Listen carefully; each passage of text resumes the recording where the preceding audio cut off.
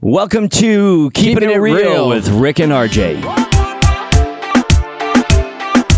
Keeping it real.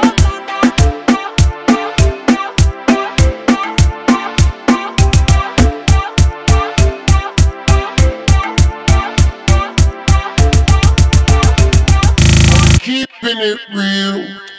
Today we're going to cover 6 things only champions will do to be a 1%er in fitness. Can I still drink alcohol and get fit? Negativity is a disease most people suffer from. Do you? Show me your friends and I'll show you your future. Want self-respect? You don't deserve it yet. Stop looking for the easy way of doing everything. Tell your parents to fuck off. Okay, Rick, so can I still drink alcohol and get fit? The answer to that is no.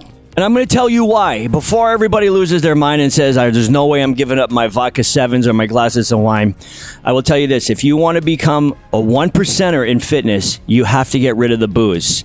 You can't simply hide behind the fact that vodka and water has no calories. Let's forget about that. The point is that alcohol is going to make you make bad decisions. It's going to take you off your game. It's going to set you back.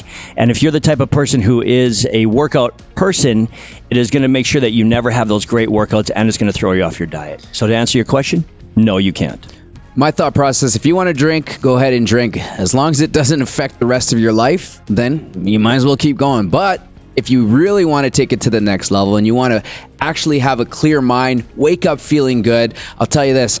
I don't drink, but I also wake up feeling 100%. I would imagine if I had a drink, how hard it'd be to get up in the morning, be as productive as I am, get my workouts in, crush 2-a-days, be as lean as I am. And there's tons of research out there that's showing that alcohol is one of the only caloric sources that almost instantly gets synthesized into fat. So every drink, even if it's one drink, your body isn't using it like it would a carbohydrate, protein, or fat. Your body's actually using it into a negative way, and there's only negative outcomes when it comes to alcohol. RJ, these days, negativity is a disease that most people suffer from. Do you?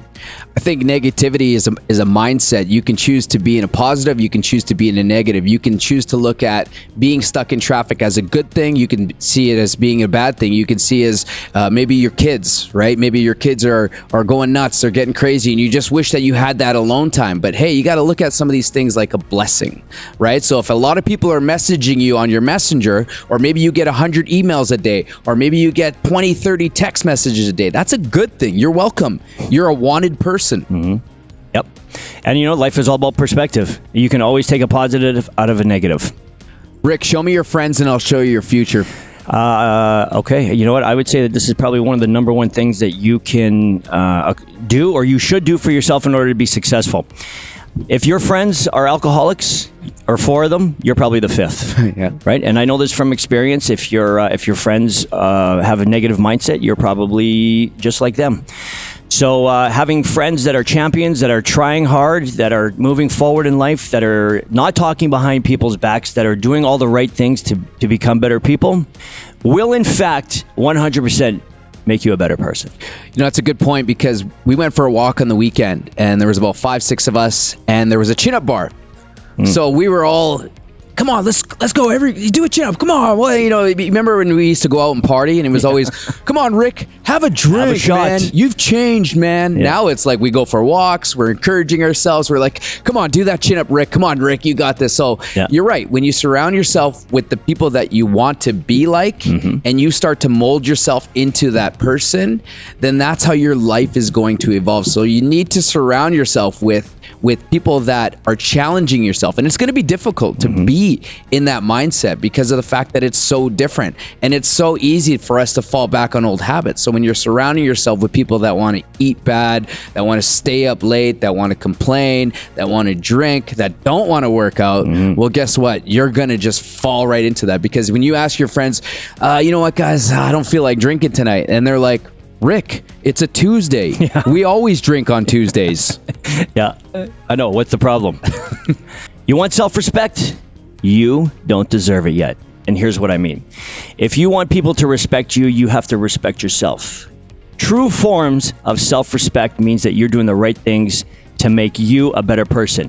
And let me break that down. It means the food that you put into your mouth, the way that you spend your time, who you spend your time with, and are you making your body healthier through physical fitness? RJ, would you agree?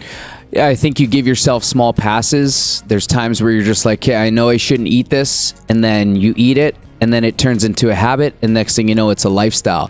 And in the back of your mind, you feel like you're letting yourself down. So every time you hit the snooze button, every time maybe there's a little bit of a mess on the ground and you step over it and you're just like, somebody else will pick that up. Or every time that maybe there's an opportunity and you pass on it because you're too busy or tired, then I think that your personal self-worth is going to go down every time you negotiate and give yourself a pass. Mm-hmm. Rick, I need you to stop looking for the easy way out of doing everything. Yeah, I agree. I think we live too much of a life of convenience, and I think that's what's making us soft. And by soft, I mean, it's great that we live in a world where everything is easy, and this is a time where we should be excelling at such a fast pace because we have so many things that are easily done for us. So a prime example, and this is something that I would suggest everybody do, is when you're going to the mall or superstore or wherever you shop, park in the furthest stall away from the door. Don't drive around looking for the closest one. Park from the furthest. Make it harder for yourself and actually have to walk a little bit further. Something like that is what makes your life a little bit harder, a little bit more challenging, and it makes you appreciate doing it and putting in the work. Well, when you have challenge, you gain perspective, right? If you want to get old, lazy, and complacent, the best thing you can do for yourself is never challenge yourself. Mm-hmm. I personally challenged myself to get up at 5 a.m.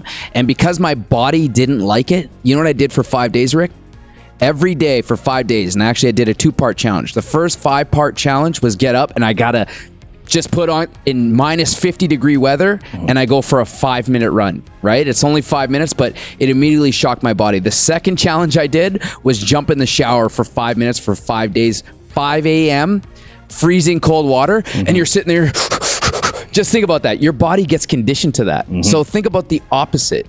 If you're not challenging yourself, then your body gets so complacent and compliant with doing the bare minimum to get by. And if you're looking to level your life up and be one of the 1%ers, then getting by and just being okay with it is not good enough. But if you're okay with staying there and it doesn't bother you, stay there. Yeah. No problem. But if you really want to accelerate, and I would tell you, really feel it one time, challenge yourself and feel what it feels like to be a champion. It's addictive. RJ, here's what I want you to do. I want you to tell your parents to fuck off. Let me give you some context into that. What I mean by that is you have to stop living your life for what other people want from you. It's important, and it always starts with the parents because they're the loudest voice in your ear.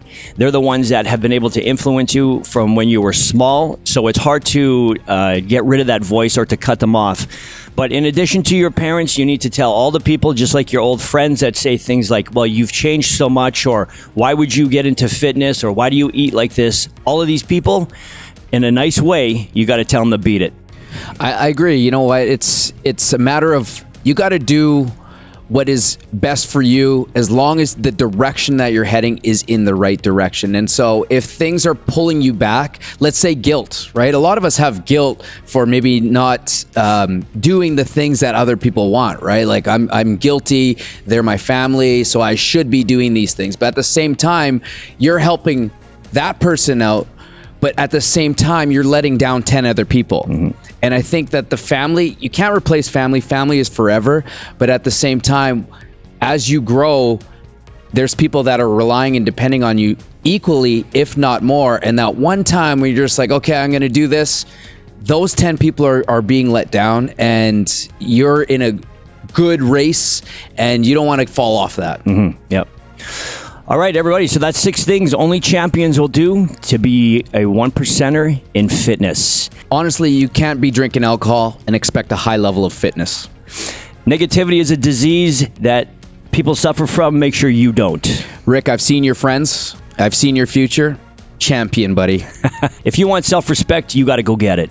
And Rick, the easy way is not the right way. And do yourself a favor and tell all the people that are around you trying to keep you mediocre and average to beat it.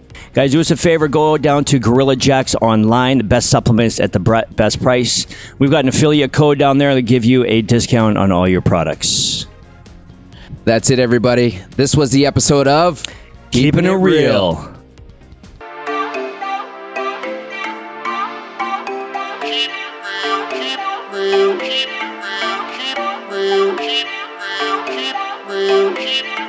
Keeping it real.